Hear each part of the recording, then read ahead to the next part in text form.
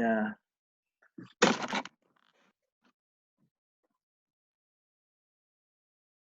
selamat pagi saudara-saudara yang kekasih yang ada di Indonesia. Selamat sore untuk saudara-saudara yang ada di Amerika.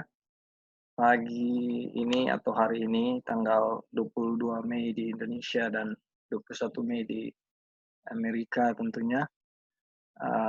Kita akan melanjutkan pelajaran kita Bible Study tentang kabaran malaikat dan melanjutkan yang sudah kita bahas di pertemuan yang pertama. Namun sebelum kita mendiskusikan atau mempelajari firman ini, kita akan berdoa. Brother Lali boleh pimpin kita dalam doa. Ya, oke bro. Mari. Kita berdoa. Bapa di surga, terima kasih untuk berkat-Mu bagi kami masing-masing, baik yang di Indonesia, di Amerika, dan mau dimanapun saja berada. Kami merasa bahwa Engkau sangat menyayangi kami dengan memelihara kami, hingga kami sama-sama bisa berkumpul pada waktu ini saat ini dengan tubuh yang sehat dan terberkati. Pada kesempatan pagi ini kami akan belajar firman-Mu Tuhan, perkabaran malaikat yang ketiga, yang sangat berharga bagi kami. Biarlah firman yang akan dibawakan ini sama-sama kami bisa mengerti, dan bukan saja bisa mengerti, kami bisa melakukannya dalam kehidupan kami sehari-hari. Berkati Kak Dolvin yang akan membawakan firman, biarlah Roh-Mu yang suci menjadi bagiannya Tuhan, karena kami tahu dari Roh-Mu saja firman kebenaran akan timbul, bukan dengan kata-kata kami sendiri. Berkati kami semua yang di sini, biarlah Roh-Mu yang suci bisa menjadi bagian kami Tuhan. Berkati juga yang akan join, biarlah kami bisa sama-sama menerima berkat pada saat ini Tuhan. Terpujilah Tuhan, pujilah Engkau Tuhan, pimpin kami sepanjang hari ini. Kami berdoa dalam nama Yesus, selamat kami. Amin.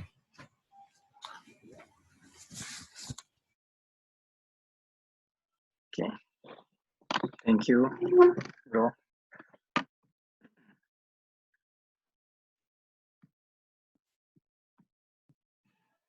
Oke, saudara-saudara yang kekasih, kemarin maksudnya minggu yang lalu waktu kita meeting pertama untuk pelajaran ini chapter 12 ya. Kita sudah bahas tentang ini summary meeting yang pertama kali, yaitu adalah untuk bisa menerima roh hujan akhir, we must have the mind of Christ only. Kita harus memiliki pikiran Kristus saja. Nah, apa yang dilakukan oleh pikiran Kristus? Empty himself ya. Jadi kalau kita memiliki pikiran Kristus itu mengosongkan dirinya. Nah, dan gantinya adalah Bapa yang hidup di dalam, atau Bapa yang masuk di dalam pikiran Kristus itu. Nah, yang kedua, waktu manusia diciptakan, Adam memiliki pemikiran Tuhan. Jadi waktu itu Tuhan berkata, marilah kita menciptakan manusia sesuai dengan gambar kita. Jadi betapa sempurnanya Adam waktu diciptakan, cara berpikirnya ya, itu menggambarkan bagaimana Tuhan itu. Dan yang ketiga, kejatuhan setan. Kejatuhan setan adalah kita semua saudara-saudara tahu di surga, terjadi di surga, dan itu adalah pride, ya, keangkuhan, kesombongan. Jadi setan jatuh karena hal ini. Nah, sekali lagi ditekankan bahwa Tuhan bukan Tuhan yang diktator, tapi Tuhan yang sangat memiliki cinta dan kasih. Sehingga ketika juga manusia ciptakan, Dia memberikan hak memilih untuk manusia. Dan hak memilih itu tidak semata-mata dia berikan, tetapi dia memberikan firman-Nya. Jangan sentuh buah itu, ya, jangan mendekati pohon itu, apalagi memetiknya, apalagi memakannya. Jadi Tuhan kasih aturan-aturan. Dan di tengah aturan-aturan itu, pada akhirnya manusialah yang memilih untuk menurut atau kedagingan dia atau pride yang dari setan boleh diizinkan masuk ke dalam pikiran manusia pada waktu itu, oleh karena manusia itu memilih untuk hal itu. Nah, kita akan bergantian membaca. Ini kita masuk pada paragraf yang selanjutnya.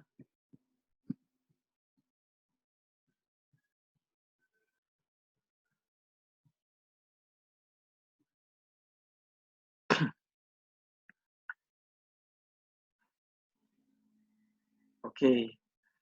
Di sini saya yang baca pertama. Kemudian dengan demikian itulah yang menjadi pikiran setan. Ketika dia datang ke orang tua pertama kita dan mereka menerima pikiran itu, pikiran apa itu? Pikiran diri. Karena itu adalah pikiran setan yang adalah diri. Sampai di sini saudara. Jadi kalau kita memikirkan diri kita terus atau pikiran diri, ya, itu adalah pikiran setan. Buktinya adalah saya ingat pelajaran dari Sister Joy beberapa waktu yang lalu, hari Sabat. Jadi kita juga ada 11 poin ya waktu itu. Di poin keberapa saya lupa ya. Jadi kalau kita hanya memang kita berkeluh kesah tentang kita minta ampun sama Tuhan dan kita ya mungkin seperti Raja Daud menangis dan bilang, Tuhan saya sudah berdosa, aduh saya jahat sekali, dan saya begini, saya begitu, semua tentang saya. Ini adalah disebut apa? Selfish. Sekalipun itu kita datang untuk menghadap hadirat Tuhan dan menyampaikan segala keluh kesah kita, penyesalan kita pada Tuhan. Tapi itu disebut adalah apa? Adalah selfish, ya. Karena apa? Yang kita pikirkan diri terus. Apalagi perkara di luar itu. Misalnya, kalau ada ketemu orang di jalan, ada yang mau minta tolong, dan Anda punya kesempatan untuk tolong, tapi karena Anda pikir, saya buru-buru, saya harus menyelesaikan satu pekerjaan ini di tempat ini, saya harus bertemu dengan orang, tapi orang yang harus Anda tolong itu, Anda tidak tolong, Anda lewatkan. Nah, inilah yang disebut diri. Ya, ini contoh kecil. Jadi, diri itu katanya adalah pikiran setan. Dan ambisi yang sama ditetapkan di hadapan mereka yang dia tetapkan di hadapan dirinya sendiri, yang menjadikan dirinya apa adanya. Kamu tidak akan mati, ya, kata ular itu ya. Karena Tuhan tahu bahwa pada hari kamu memakannya, maka matamu akan terbuka dan kamu akan menjadi seperti dewa, mengetahui yang baik dan yang jahat. Dan ketika wanita itu melihat bahwa pohon itu baik untuk dimakan, ya, untuk makanan, dan itu menyenangkan bagi mata, dan sebatang pohon yang diinginkan untuk membuat orang bijaksana. Nah, ini yang Hawa lihat ya, keuntungan yang dia lihat. Kalau saya juga dikatakan oleh seseorang, itu buah pisang itu misalnya sudah masak, bentuknya sangat menarik, dan kalau saya makan itu, saya jadi orang bijaksana. Secara kedagingan, saya akan mau ambil itu. Saudara bawa statement ini ke dalam pikiran saudara. Ya, saya mau jadi orang bijaksana. Saya akan ambil itu. Ya. Siapa yang tidak mau jadi bijaksana? Jadi ini hal yang menarik. Itu juga dengan pohon pengetahuan baik dan jahat. Nah, untuk diinginkan melalui apa? Untuk membuat orang bijak. Bijaksana seperti apa? Seperti Tuhan. Ini yang setan tawarkan ya. Nah, kamu akan menjadi seperti Tuhan. Ya. Tahu lebih dari yang kamu tahu sekarang. Mengetahui hal-hal ini dan itu. Nah, jadi, oh ya, maka pohon itu adalah pohon yang diinginkan untuk membawa kepada saya pengetahuan itu. Memberi saya kebijaksanaan itu. Dan pohon ini adalah saluran yang melalui saya dapat mencapai objek menjadi seperti Tuhan. Ini peristiwa kedua, saudara, terjadi. Yang pertama, pikiran ingin menjadi seperti Tuhan itu terjadi di surga. Dan yang kedua, cara dan hal yang sama ya terjadi di Taman Eden. Hanya itu saja, katanya. Lalu apa pikiran yang ada di dalam diri kita? Ini diskusi ya antara Brother Jones dengan jemaat ya atau hadirin. Dikatakan, lalu pikiran apa yang ada di dalam kita? Diri. Jadi ingat saudara, pikiran yang ada di dalam kita adalah pikiran diri. Pikiran alami adalah pikiran setan. Jadi di atas kemarin dibahas, kita memiliki dua ya, pikiran Kristus dan pikiran alami. Ya. Dan di sini dikatakan bahwa ternyata pikiran alami itu adalah pikiran setan. Nah, itu selalu tentang diri. Jadi pelajaran ini menegur saya secara pribadi juga, dan dengan ini saya juga bersyukur mendapat kekuatan bahwa kita tidak bisa seenaknya dalam cara berpikir, dan kita tidak bisa seenaknya dalam cara menentukan segala sesuatu tentang kita. Ya. Oleh karena selain memiliki pikiran Kristus, berarti kita memiliki pikiran setan atau selalu diri yang diutamakan. Saudara-saudara, kita akan lanjut.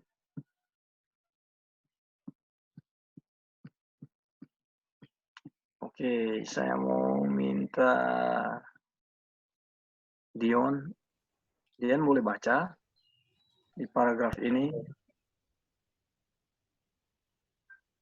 Dari sekarang? Iya, betul. Oke. Sekarang Tuhan tidak meninggalkannya sendirian.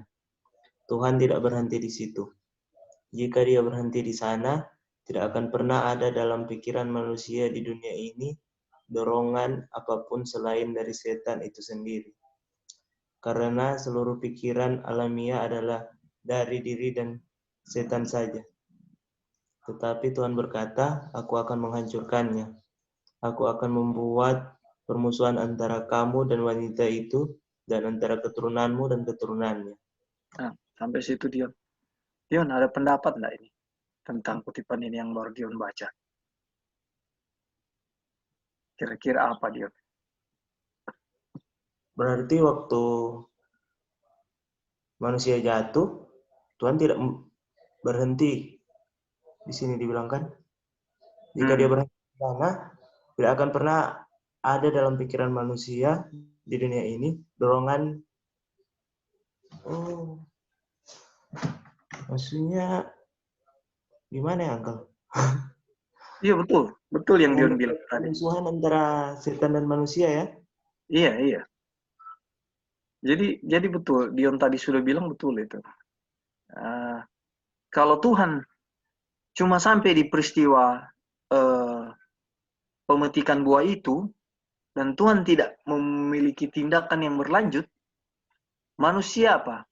Dia hanya akan tetap dari Taman Eden itu, mungkin dia diusir keluar dan akan dosa dan dosa terus. Bahkan untuk memikirkan Tuhan pun tidak ada. Ini kutipannya bilang ya.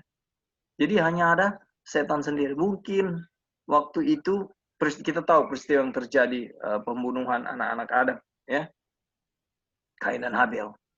Mungkin saja Adam membunuh anak-anaknya, mungkin saja Adam dan Hawa saling membunuh. Kalau Tuhan hanya sampai di situ, ya, sehingga tidak ada keturunan lagi karena mereka saling membunuh. Karena apa? Segala kejahatan memang sudah menumpuk di waktu itu. Karena apa? Hanya memiliki katakan tidak ada dorongan lain selain pikiran setan itu sendiri dan pikiran diri sendiri. Nah, dari kutipan ini kita lihat bahwa kesimpulannya bahwa adalah ketika hal diri dan diri yang kita pikirkan hanya kita dan kita selalu,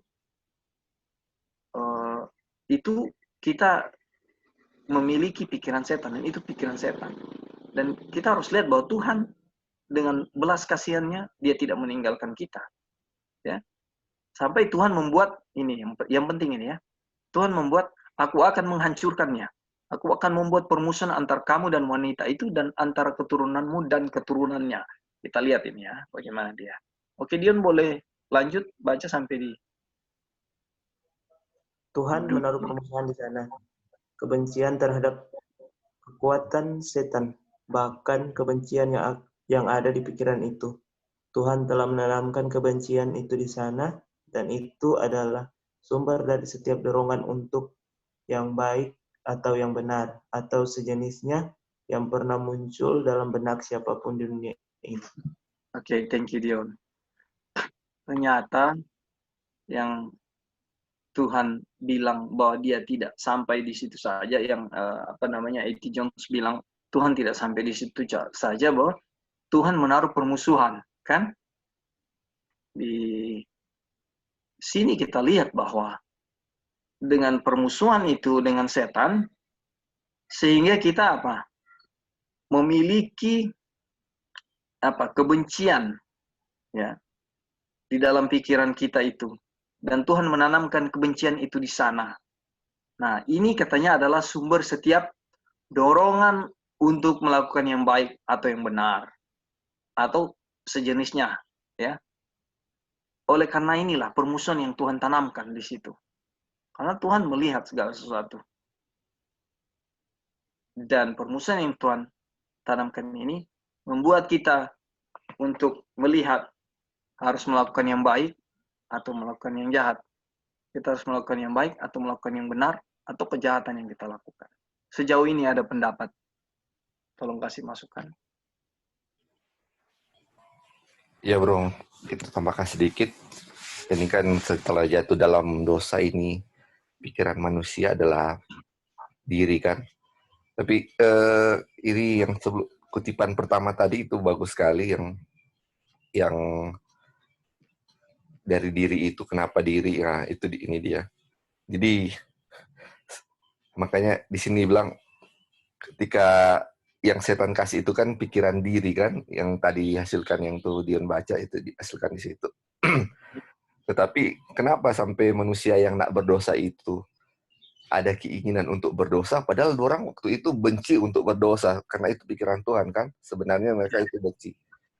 Tapi kenapa jadi sampai jatuh? Karena mau bilang pikiran diri ini kan, yang kayak mau dobrak pintu itu, yang untuk berdosa itu kayak dobrak pintu sebenarnya, karena susah sekali untuk berdosa waktu itu mereka. Iya.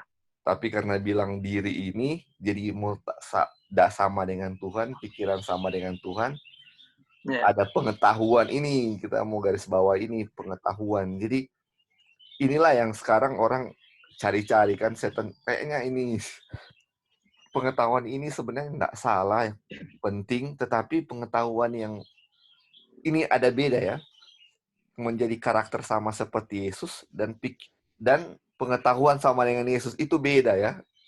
Karakter Yesus, pikiran Yesus, dan pengetahuan sama seperti Yesus kayaknya seperti sama tapi beda. Kalau karakter itu semuanya dia punya karakter seperti Yesus, tapi pengetahuan tahu semuanya, tetapi tindakannya nggak seperti Yesus ya, cuma pengetahuan. Itu yang bahaya di sini. Makanya kalau kita sekarang mau cuma cari pengetahuan sama dengan Yesus, tetapi karakternya nggak ada, itu cuma pikir diri sendiri. Ini dia bilang ini pikiran alami dan pikiran setan. Makanya setan nggak tahu apa sih di dunia ini. Dia tahu semuanya. Karakter Kristus yang dia nggak ada. Cuman karakter Kristus dia nggak ada. Pengetahuan tahu semua. Jadi makanya yang harus kita tahu sekarang apa?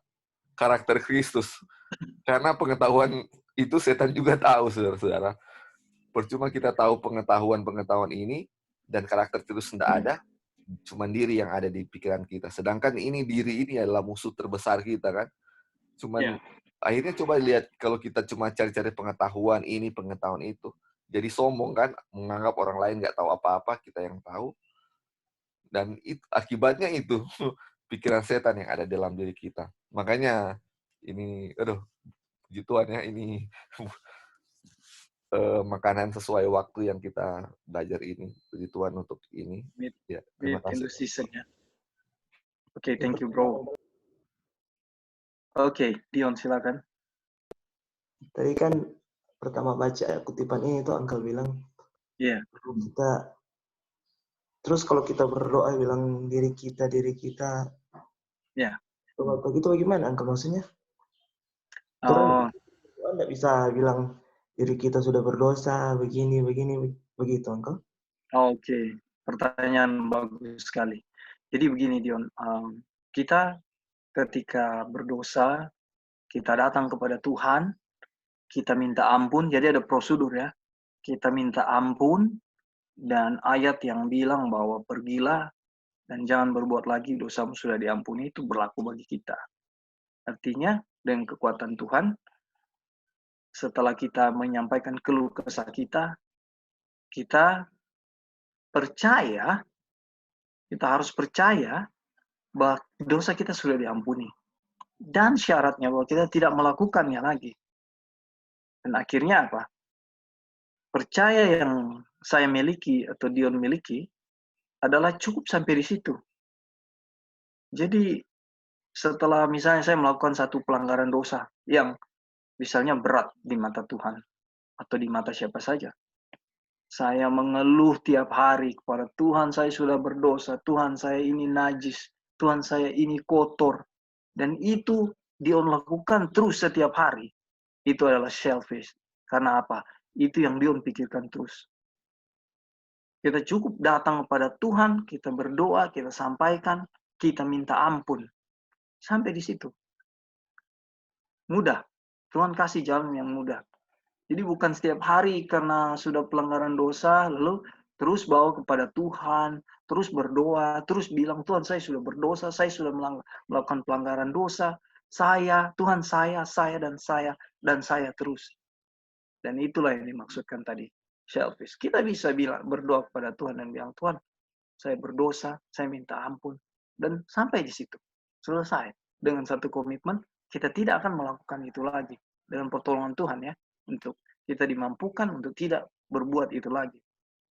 Nah, itu maksudnya Dion. Jadi tidak salah. Bagaimana Dion? Berarti bukan karena satu dosa itu kita berdoa setiap hari bilang minta ampun ya? Iya, bukan karena satu dosa itu. Kalau kita sudah kayak orang yang sudah benar kita memiliki rasa hancur itu karena pelanggaran dosa kepada Tuhan, itu benar. Raja Daud itu sampai mandi debu, menangis-nangis. Dia meraung-raung di tanah. Kalau kita bilang Mbak Ojo di tanah. Cuma untuk membilang, Tuhan, kita menyesal sekali. Ya. Tetapi apakah ada Raja Daud itu setiap hari melakukan itu? Ya. Penyesalan perlu, karena itu penting. Itu dari kesungguhan hati yang Tuhan lihat bahwa kita menyesal dengan dosa, karena Tuhan membenci dosa itu. Tapi bukan itu yang kita bawa setiap hari kepada Tuhan seperti Tuhan saya yang sudah kita bahas tadi. Ya. Jadi bukan saya terus. Tidak. Nah, gimana? So mengerti, Dion? Bisa, Uncle. Terima kasih. Oke, makasih pertanyaannya, Dion. Oke, sampai di sini ada pendapat yang lain tentang permusuhan yang Tuhan ciptakan. Jadi Tuhan ciptakan permusuhan itu supaya ada dorongan yang menjadi dasar dari dorongan untuk kita melakukan yang baik atau yang benar atau sejenisnya ya.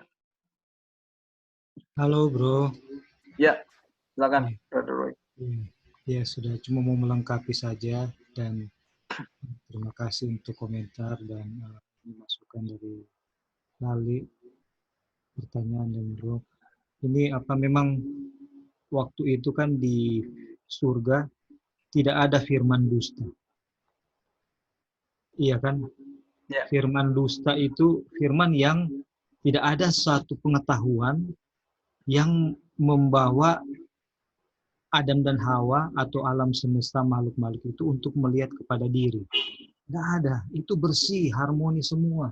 Makhluk-makhluk yang ada di sana nggak ada yang berdosa, dan apa namanya, di dunia lah, khususnya untuk di dunia itu nggak ada yang mereka bisa membuat mereka tercemar. Tapi waktu Hawa ini dia menjauh dari Adam dan kemudian dia ketemu dengan setan, disinilah itu firman yang berisi dosa, yang mengajak untuk dosa, pengetahuan akan dosa, kemudian untuk which is melihat kepada diri ya, itu dia dengar dari si ular sendiri, dari setan. Dan pada saat dia dengar ini, dan orang sudah tahu ceritanya sama-sama karena dia jauh dari Adam tidak bisa kasih nasihat pada dia untuk perlawanan, dan setan dia memutarbalikan cuman kecil saja daripada firman Tuhan, cuman tambah apa? Not ya. Kamu tidak akan kamu tidak akan mati kan, dia cuma tambah kata tidak. Iya. Dan disitulah apa namanya, Hawa jatuh, dan pada saat Hawa jatuh, orang sudah tahu bahwa tidak ada kekuatan daripada Hawa atau Adam juga waktu menyusul jatuh, tidak ada kekuatan dari manusia untuk keluar daripada jerat dosa. Mereka akan senantiasa menjadi hamba setan dan akan selalu lihat kepada diri, tidak akan bisa keluar. Bahkan mau menyadari untuk berbuat benar saja, atau menyadari bahwa mereka sudah salah itu, mereka sudah sadar salah, tapi untuk mengakuinya, mengadakan pertobatan, itu tidak bisa mereka lakukan. Buktinya, sebelum Tuhan Yesus memberikan mereka pernyataan, aku akan mengadakan permusuhan dengan antara wanita dan ular dan sebaliknya, dan juga Tuhan Yesus mengenakan mereka jubah dari kulit domba yang membuat mereka mengerti bahwa akan ada Mesias yang akan mati seperti domba ini yang tidak bersalah, yang harus disembelih karena mereka punya dosa sehingga dijadikan jubah untuk mereka pakai. Mereka tidak ada pertobatan. Yang tadi bro bilang kan, Dion punya pertanyaan, tanya, minta ampun dosa dan akan diampuni, jangan ingat-ingat lagi. Sekarang kenapa saya bisa minta ampun dosa? Padahal Adam dan Hawa mana ada itu spirit untuk meminta ampun. Yang mereka lakukan, ular kok ini yang suruh, perempuan ini yang suruh. Itulah mereka punya diri setelah jatuh. Nah, akan ada pertobatan lagi. Nah, akan bisa mereka proses pertobatan. Tapi waktu itu Genesis 3 ayat 15 dinyatakan, di situ mereka lihat bahwa ternyata Tuhan tetap masih berada di pihak pihak manusia, masih membela dan akan memberikan Mesias nanti sebagai ganti untuk mereka. Nah, nanti di situ mereka mulai belajar untuk bahwa, waduh, kita sudah berdosa, mereka menyadari mereka berdosa, dan mereka bisa ada proses untuk bertobat. Semua itu datang dari Tuhan.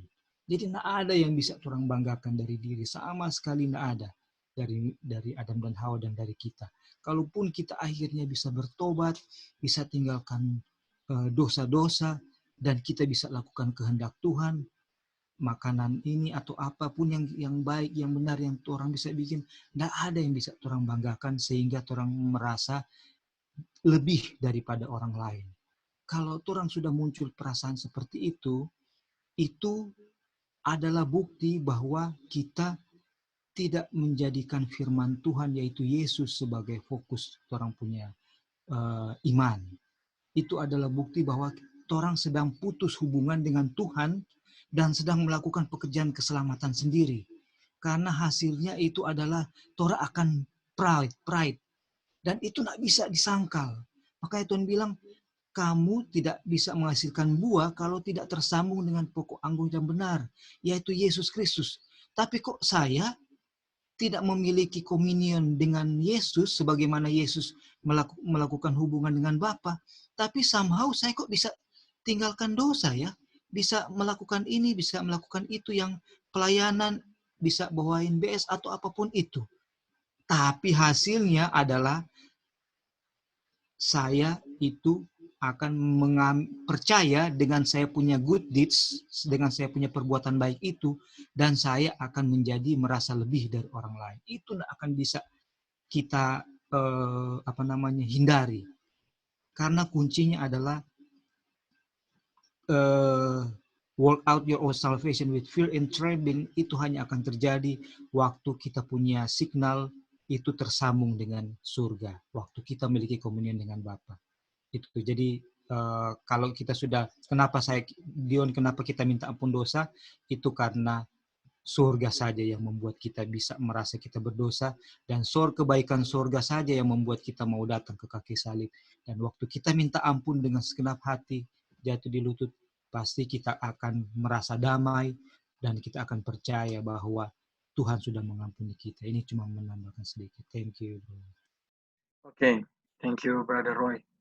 Jadi kenapa kita belajar pelajaran-pelajaran ini ya? Kenapa yang kita bicarakan tentang karakter Kristus? Saudara-saudara, cuma ini jalan saudara-saudara untuk bisa menerima roh hujan akhir. Tidak ada lain. Tidak ada hal lain, saudara. Saudara, bagaimana saudara mau terima roh hujan akhir lalu saudara tidak memiliki karakter Kristus? Kita selalu bicara dan tekankan karakter Kristus. Memang pada kenyataannya saat ini kita belum jadi seperti Kristus. Tapi kita sedang dengan pertolongan Tuhan, dengan lutut berdoa meminta supaya pikiran kita ini boleh dikosongkan, sehingga pikiran Kristuslah yang ada di dalam kita. Tidak ada jalan lain, saudara, untuk memiliki roh hujan akhir. Ini yang kita rindukan semua. Ya, karena nanti pada seruan nyaring, ya, kita sudah kepenuhan roh. Dan kita, hal-hal yang dari Kristus itu keluar semua, saudara. Tidak ada tindakan lain, saudara.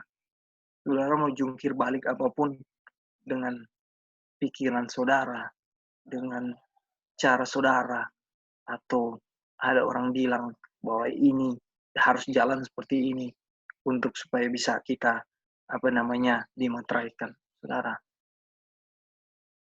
tidak ada. Hanya memiliki pikiran Kristus.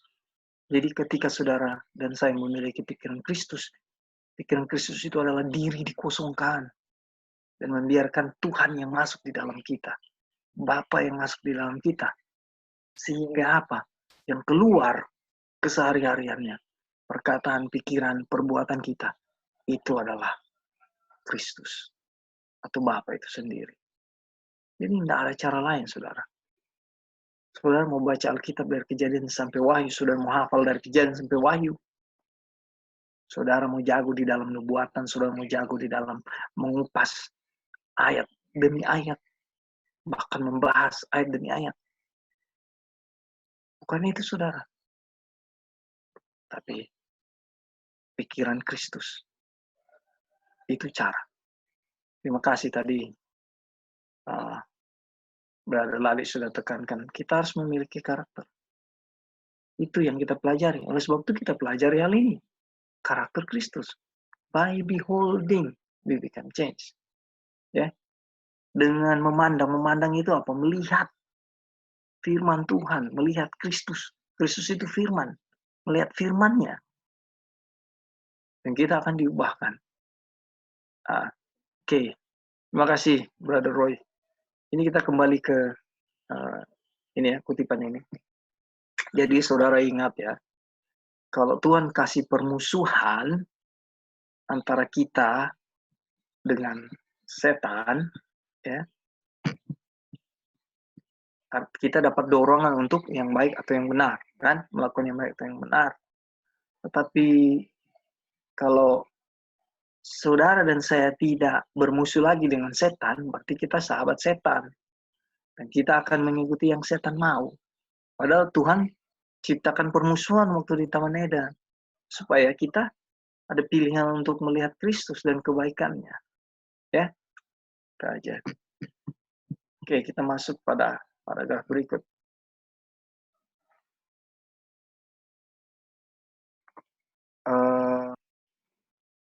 Sister Wanda, boleh baca?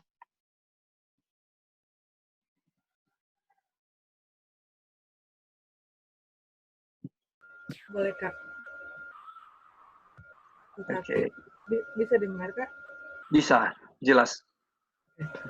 Tetapi ketika Tuhan menaruh kebencian terhadap kejahatan di sana, itu juga menghasilkan keinginan untuk sesuatu yang lebih baik daripada kejahatan yang kita benci ini. Tapi apa hal yang lebih baik itu? Apa objek dari keinginan itu? Yesus Kristus. Karena Yesus Kristus dan kehadirannya, pikiran Bapa kembali ke tempat di mana ia telah diambil. Gambar Tuhan kembali ke tempat dari mana ia telah dibuang oleh tipu daya setan ini. Kristus adalah gambar Bapa, gambar yang nyata dari pribadinya. Dan ketika kita menerima Yesus Kristus dalam kegenapannya, gambar Tuhan dikembalikan ke tempat di mana ia berada. Karena itu, dia menempatkan permusuhan yang mengatur keinginan, pilihan, kebebasan, sehingga manusia dapat memilih pikiran yang lain ini. Inilah cahaya yang menerangi setiap orang yang datang ke dunia. Jika seseorang mengikuti cahaya itu, ia akan menemukan Yesus Kristus, seperti yang dilakukan Abraham, seperti halnya Cornelius, seperti yang dilakukan semua orang yang mengikuti sinar cahaya itu. Jadi, dia adalah keinginan semua bangsa. Hagai 2 ayat 7, Kristus itu. Oke, thank you, Sister Wanda. Wan, ada pendapat nggak kutipan ini? Masukan? Jadi, yang menaruh kebencian terhadap kejahatan itu Tuhan ya di dalam kita punya hati. Baca di sini terus. Udah kurang jelas suara Wan. Oh, oke. Bisa dengar ini, Kak? Iya, bagaimana?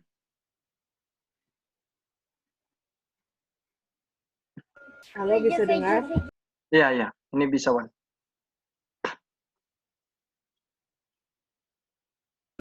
Oke. Jadi, yang menaruh kebencian di hati kita itu Tuhan Yesus ya. Dan tujuannya supaya kita benci itu dosa dan hati kita itu boleh berbalik kepada Tuhan. Jadi Tuhan rindu agar supaya gambar Tuhan itu kembali kepada diri kita, karena itu sudah kepada manusia lah kita semua, karena sudah hilang karena telah setan sudah mengambil tempat kan. Dan Tuhan mau agar supaya kita itu menerima Tuhan Yesus Kristus. Dia mau supaya Tuhan itu dikembalikan ke tempat di mana ia berada gitu. Jadi menggantikan hati kita yang jahat ini, yang sudah diambil alih oleh setan karena dosa, dan Tuhan mau itu kembali lagi kepada kita. Oke, Wan, terima kasih. Jadi memang kutipan ini jelas bilang bahwa tadi di atas tentang kebencian yang Tuhan berikan itu adalah bagaimana kita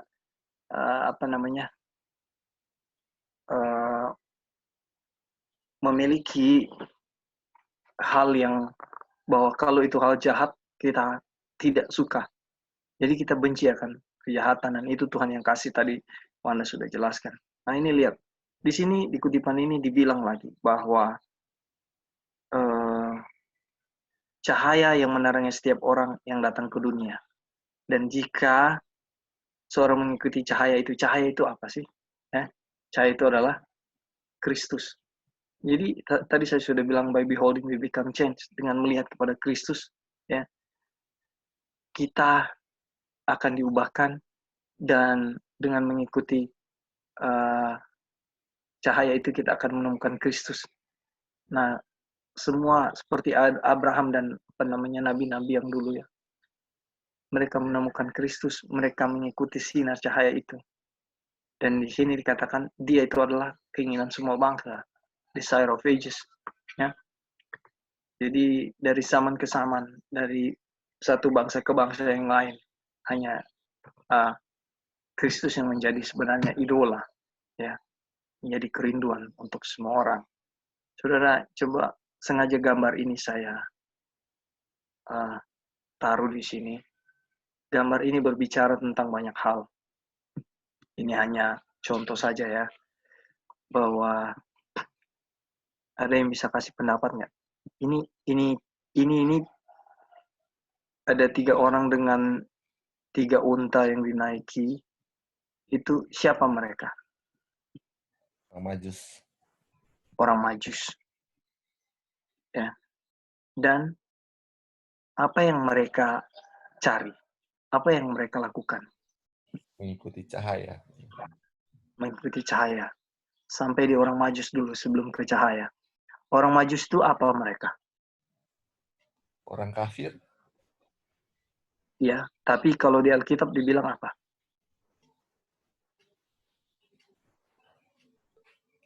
Orang Majus itu kan orang-orang apa? Orang pintar, kan? Oh, pintar, ya. Ya. Wise. Ya. Kalau kita lihat di ayat wise. Ya, mereka itu pergi mengikuti cahaya. Dan mereka menemukan apa? Kristus. Jadi ketika mereka mengikuti cahaya bintang itu, bintang terang itu, mereka menemukan Kristus. Dan hanya orang-orang wise atau orang-orang yang mau menjadi wise yang akan mengikuti bintang itu, ya, dan akan menemukan Kristus.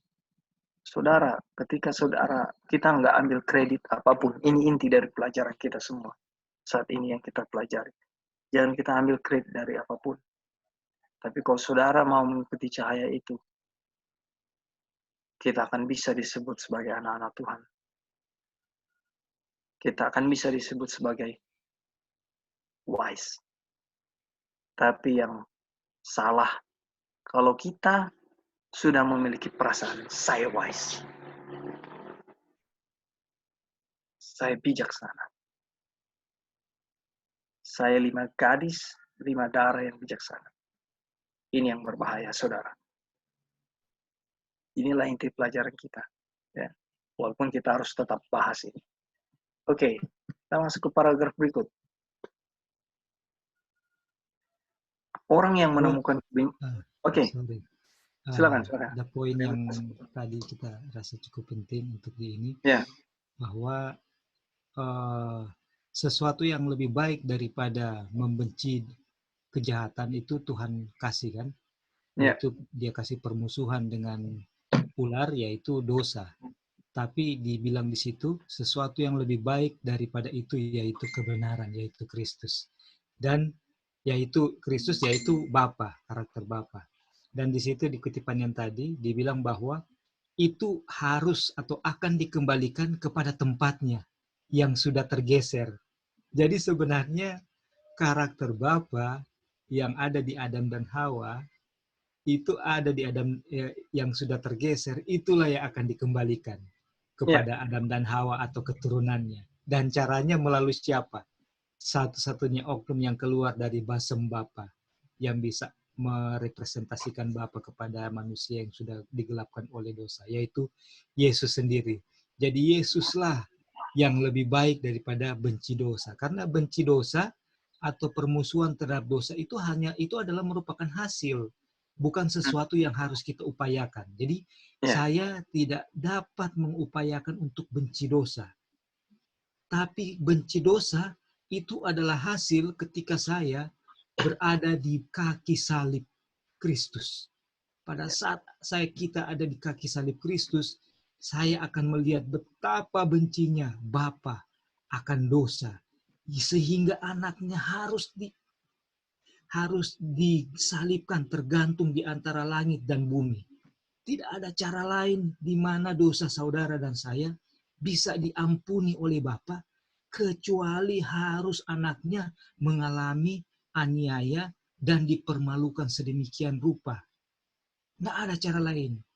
Jadi kalau ada cara lain, Tuhan Yesus bisa memberikan saya dan saudara pengharapan untuk diselamatkan. Tapi nggak perlu Yesus disalib dengan memalukan seperti itu. Cukup dengan cara yang lain yang lebih gampang atau tidak memalukan. Tapi kenapa harus dengan cara seperti itu?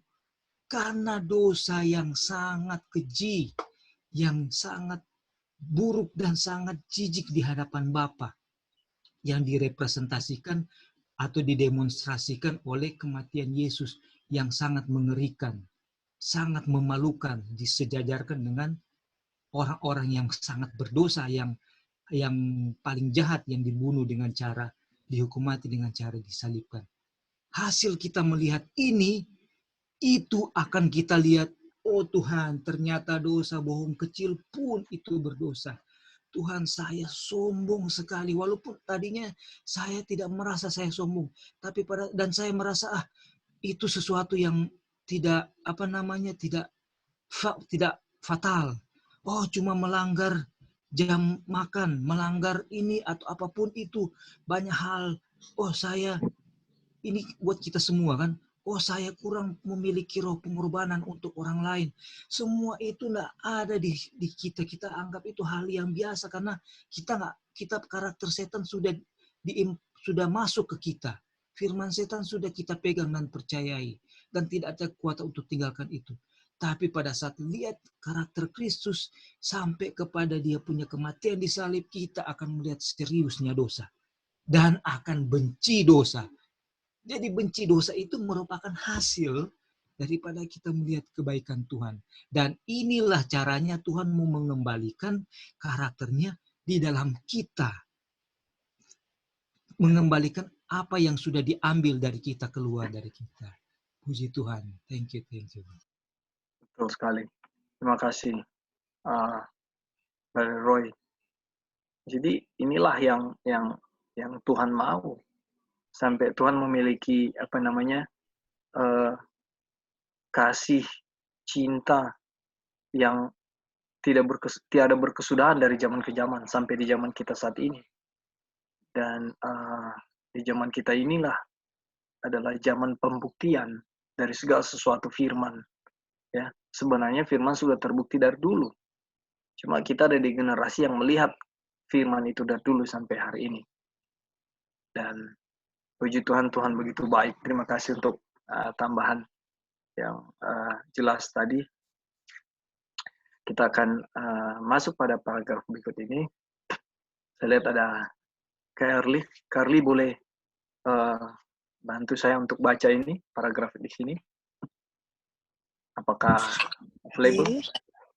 Oke. Mulai dari orang ya? Benar sekali. Orang yang menemukan kebencian pada kejahatan, sesuatu yang lebih baik, keinginan untuk berbuat baik. Apakah itu melakukan kebaikan? Jemaat, tidak. Bisakah dia melakukan hal yang baik sesuai keinginannya? Dengan dorongan itu, sedang tidak. Mari kita baca dalam buku Roma dan melihat apa yang telah dilakukan. Roma 3 ayat 10. Seperti ada tertulis, tidak ada yang benar, seorang pun tidak. Dan ayat ke-12, semua orang telah menyeleweng, mereka semua tidak berguna, tidak ada yang berbuat baik, seorang pun tidak. Apakah begitu? Sedang, ya Tuhan. Lalu bagaimana kita bisa berbicara tentang seorang kafir yang berbuat baik? Apakah dia berbuat baik? Tidak ada yang berbuat baik, tidak. Tidak seorang pun.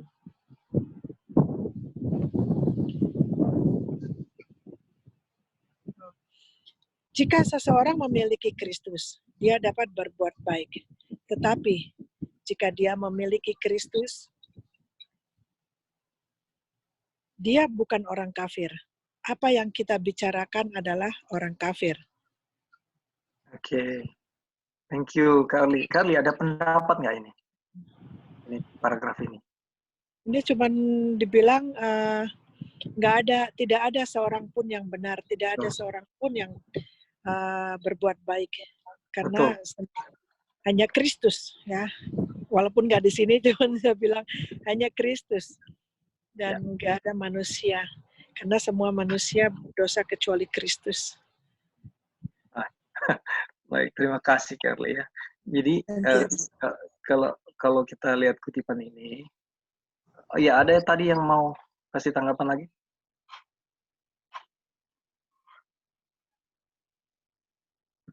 Oke.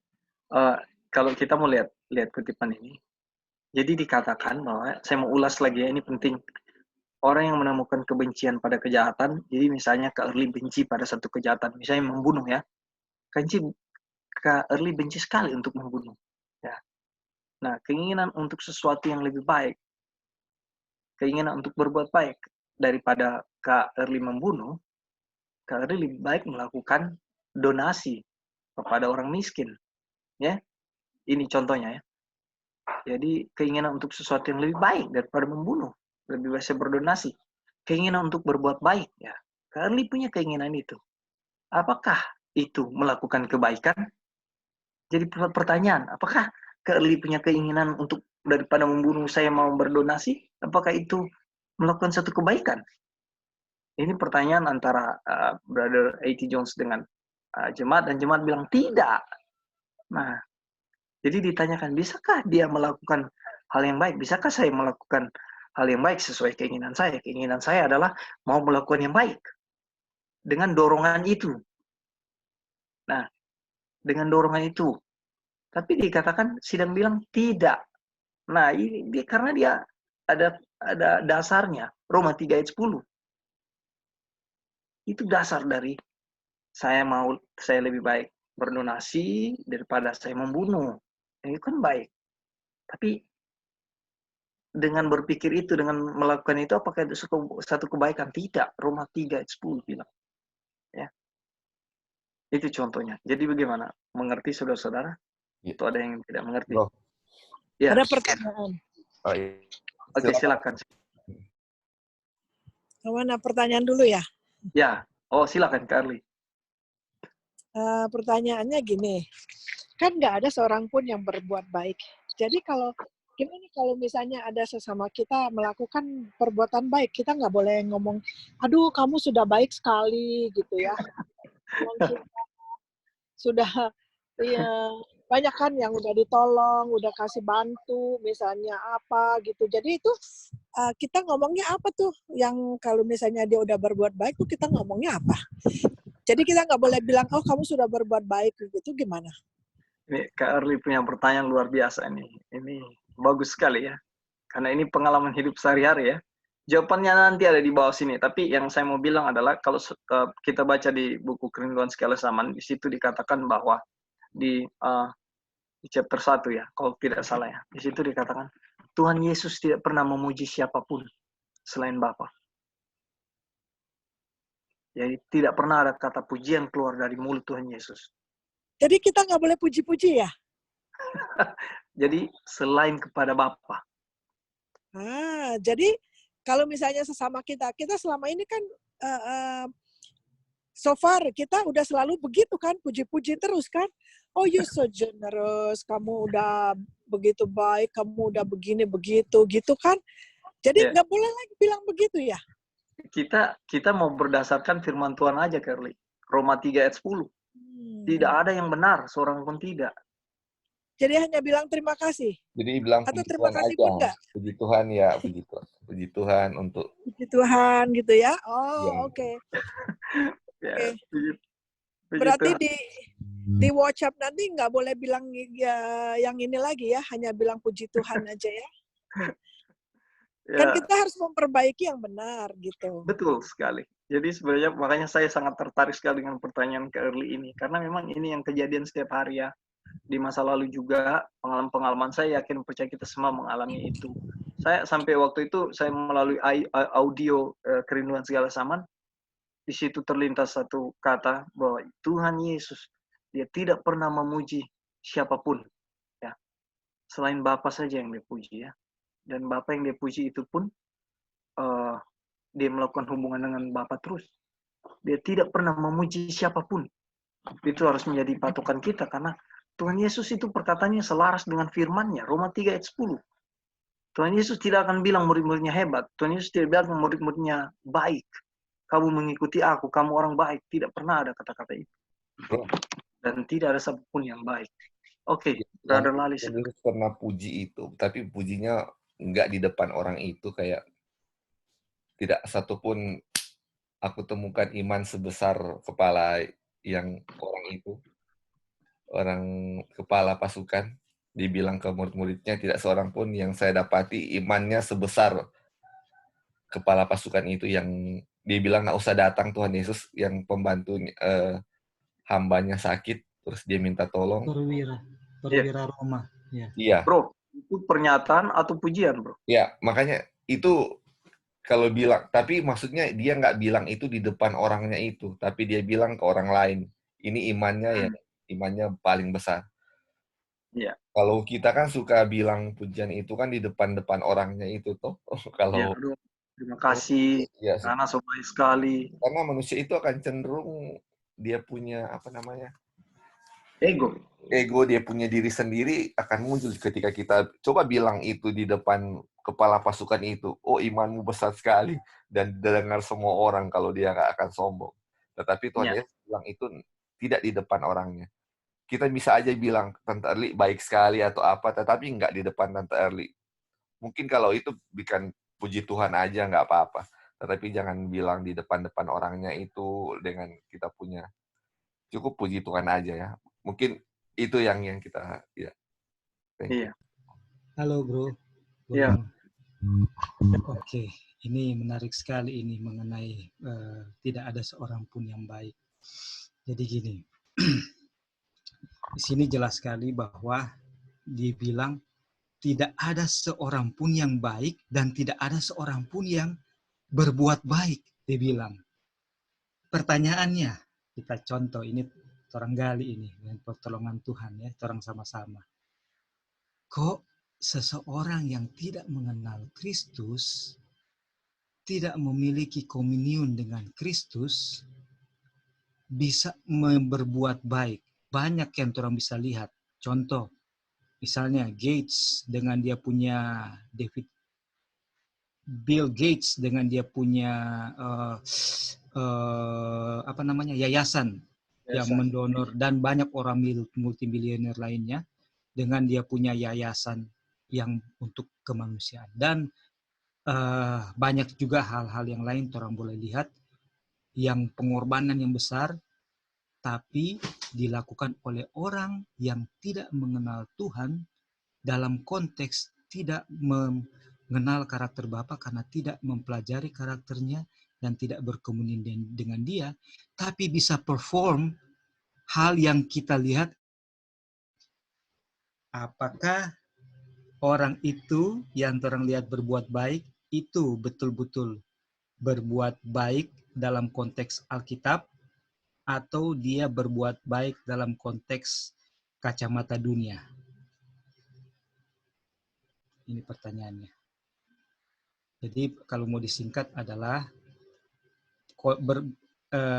berbuat baik, atau kan berbuat baik itu hasil dari seseorang yang baik, ya kan?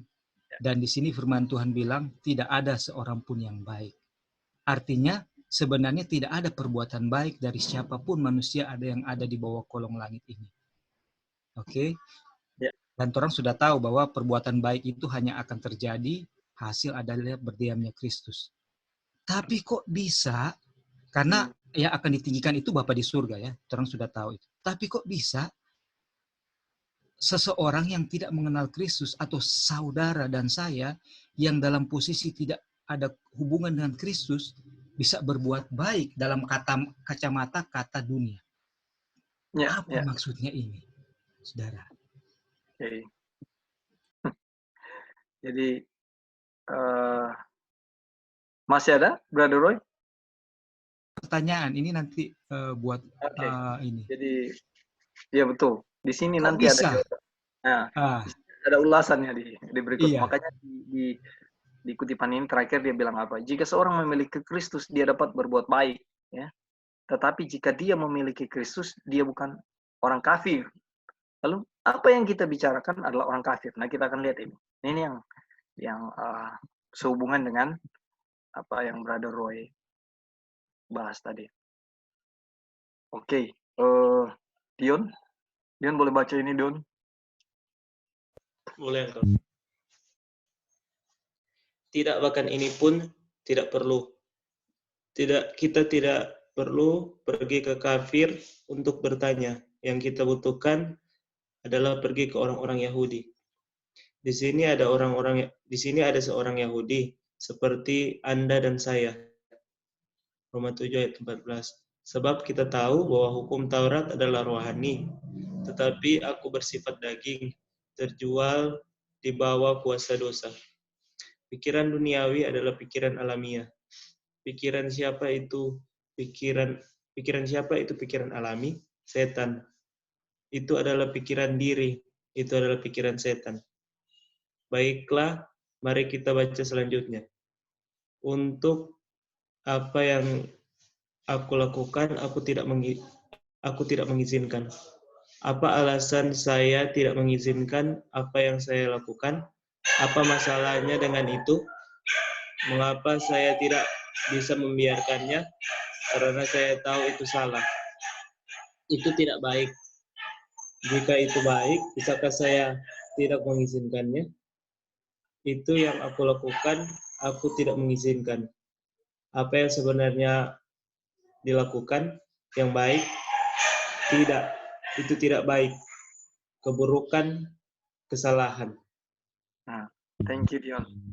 Ini saudara, di paragraf ini dibilang seperti ini yang saya boleh makanya saya bilang kemarin kan mau menanggapi kutipan-kutipan ini memang harus dilihat baik-baik, jangan salah mengerti ya. Jadi untuk apa yang saya ulangi, untuk apa yang aku lakukan, aku tidak mengizinkannya. Misalnya saya mau berbuat dosa, saya tidak mengizinkan untuk berbuat dosa itu. Misalnya menipu, saya tidak mau menipu. Apa alasannya saya tidak mengizinkan untuk saya menipu? Apa masalahnya dengan itu? Saya tidak mengizinkan untuk saya tidak menipu. Lalu, mengapa saya tidak bisa membiarkannya? Nah, karena saya tahu itu salah. Itu tidak baik. Jadi kalau saudara menipu, saudara tahu. Misalnya saya dengan Dion, ada satu hal lah yang kita hadapi. Lalu saya ada kesempatan untuk menipu Dion ini. Tapi saya tidak mau melakukan itu. Karena saya tahu itu tidak baik. Ya. Jadi jika saya tahu itu tidak baik, saya tahu itu salah, dan itu tidak baik, saya tidak mengizinkan itu untuk terjadi. Nah, di sini katakan jika itu baik, nah hal itu baik ya, saya tidak mau melakukan itu, dan itu dikatakan itu baik. Bisakah saya tidak mengizinkannya? Itu yang aku lakukan. Aku tidak mengizinkannya. Saya tidak mau mengizinkan perbuatan jahat itu terjadi. Oke, pertanyaan, apa sebenarnya yang dilakukan yang baik? Apa yang sebenarnya dilakukan dengan melakukan itu, dengan tidak mengizinkan saya mau berbuat jahat itu, apa yang sebenarnya yang sedang dilakukan? Yang baik, pertanyaannya, apakah itu yang baik? Jawabannya tidak, saudara. Itu tidak baik, itu keburukan, itu kesalahan. Saudara untuk memilih melakukan yang benar itu, ya, melakukan tidak mengizinkan saya mau menipu itu dikatakan tidak baik, saudara. Ini membingungkan. Tapi apa firman Tuhan? Nanti lihat ya. Jadi di sini semua ada penjelasannya, puji Tuhan. Untuk apa yang akan saya lakukan itu tidak saya lakukan.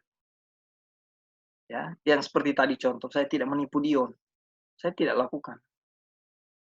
Lalu apa yang keadaan ini lakukan untuk hal itu? Ya, bagus. Ya, katakan bagus. Apa yang dia lakukan? Bagus. Lalu apa yang akan saya lakukan? Saya tidak lakukan. Apa yang akan dia lakukan? Bagus. Saudara, dikatakan bagus. Apa yang dia lakukan? Sekali lagi ditekankan, apa yang terjadi? Apa yang dilakukan lagi? Dengan memilih itu. Katakan apa? Salah. Lalu pada kedua poin ini apa yang dilakukan? Kejahatan. Kita lihat terus kutipan berikutnya. Tetapi apa yang aku benci itu, apa yang Dion benci, misalnya melakukan kejahatan, apa yang dia benci itu adalah dosa. Kita membenci dosa. Tuhan tadi sudah taruh di atas permusuhan. Sehingga kita melihat kejahatan, dan Sister Wanda tadi bilang dari kutipan bahwa Tuhan yang menaruh di dalam pikiran kita kebencian untuk melakukan kejahatan. Jadi dia membenci yang jahat dan yang salah, yang buruk. Tapi apa yang dia lakukan? Kejahatan. Saudara, dia melakukan kejahatan, dia melakukan yang salah, dia melakukan yang buruk. Saudara mau benci dosa itu dikatakan apa? Dia membenci yang jahat, dia membenci yang salah, dia membenci yang buruk. Tapi apa dikatakan itu? Itu adalah apa? Kejahatan. Ada yang punya pendapat? Di sini saya lihat ada. Ya, bro. Jadi gini, orang dia benci itu kejahatan itu. Dia sudah punya knowledge mengenai 10 hukum, ya. Tapi itu yang dia bikin. Dan itu yang saudara dan saya bikin. Kemudian ini kan yang coba dinyatakan oleh itu Jones kan, Brother Jones kan. Dia bilang, but what I hate, that do I. Apa yang saya benci, itu yang saya bikin. Apa yang saya tahu, kan dia bilang, apa yang saya benci? What did he hate? Sin. Apa yang dia benci? Dosa. Jadi, dosa yang saya benci, itu yang saya bikin. Dan kondisi ini yang kita lakukan walaupun kita sedang beramal. Ini kita bawa ke, atau inilah yang saudara dan saya lakukan walaupun saudara dan saya tidak membunuh, tidak berzina, tidak mencuri, tidak yang ada di 10 hukum, tidak menyembah berhala. Tapi ini yang sudah sedang kita lakukan. Walaupun orang tidak lakukan itu. Kenapa, saudara-saudara? Ini dia punya ini. Nanti orang sama-sama ini. Begini. Kita tidak melanggar 10 hukum itu sama dengan, itu kan menurut ya. Di dalam Keluaran 20 ayat 8. Dan di dalam Yakobus 1 Petrus 4 ayat 17, Yakobus 4 ayat 17 dia bilang bahwa apabila kamu tahu berbuat baik tapi kamu tidak melakukannya, maka kamu berbuat dosa. Artinya orang harus berbuat baik. Itu. Artinya kalau orang berbuat baik di saat ada kesempatan itu orang tidak berbuat dosa. Nah, oke. Berarti orang boleh katakan bahwa tidak melanggar 10 hukum itu tidak berdosa, dan juga berbuat baik itu tidak berdosa. Tapi waktu orang berbuat baik dikatakan bahwa itu berdosa. Kenapa? Karena itu sama juga dengan kita tidak melanggar 10 hukum. Itu berdosa. Kenapa? Karena orang tahu bahwa itu 10 hukum, itu dosa kalau dilanggar, tapi itu yang orang bikin. Orang tahu bahwa orang harus berbuat baik, dan orang sudah melakukan perbuatan baik, tapi itu adalah dosa yang orang bikin. Oke? Nah, kenapa? Karena orang tidak berdaya untuk tidak melakukan dosa. Di mana motif untuk berbuat baik dan benar hanya akan ada tercipta kalau Kristus ada di dalam saya. Oke, nah, jadi makanya pertanyaannya begini. Kenapa orang yang orang katakan tidak mengenal kebenaran atau tidak percaya Alkitab, tapi kok bisa melakukan amal, ya kan, perbuatan baik? Saudara-saudara, waktu dia melakukan amal atau dia menurut dia punya segala aturan keagamaan yang dia lakukan, tapi dia tidak mengenal Kristus dan tidak memiliki hubungan dengan Kristus, dia tidak bisa mendustai bahwa dia itu sudah memiliki kredit di hadapan Tuhan.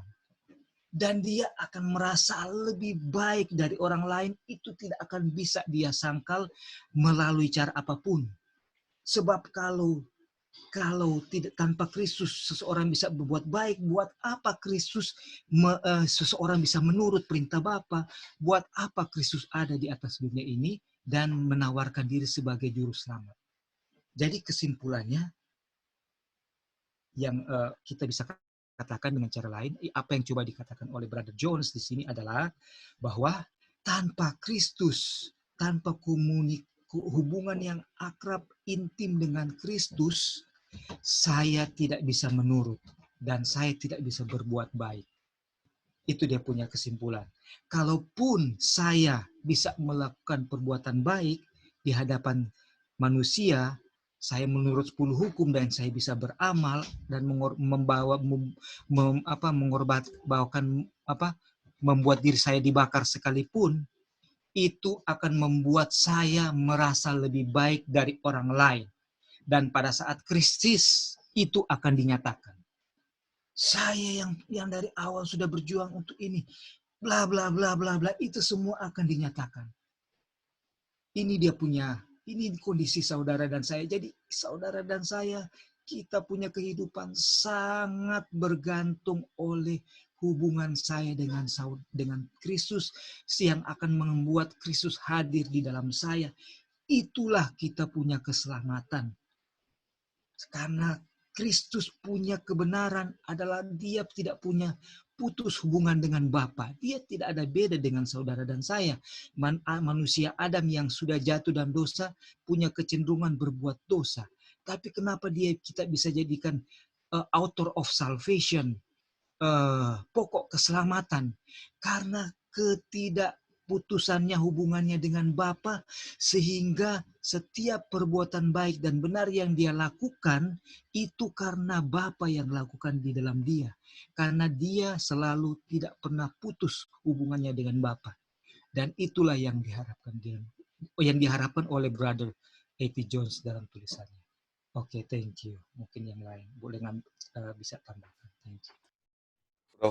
Halo. Brother Roy. Ya, Lali, silakan. Oh, menarik sekali ya. Ini Kak Roy selalu bilang si DP ini kita cuma mau ada tambahkan sedikit. Coba berkata sedikit yang tadi yang dia udah baca mungkin.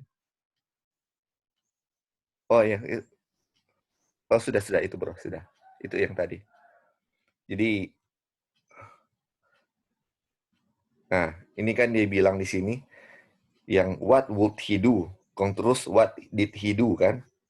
Jadi ini di bahasa Indonesia kayak seperti sama apa yang dia lakukan. Tapi kalau mau baca dia punya ini kayak ini present dengan past kan.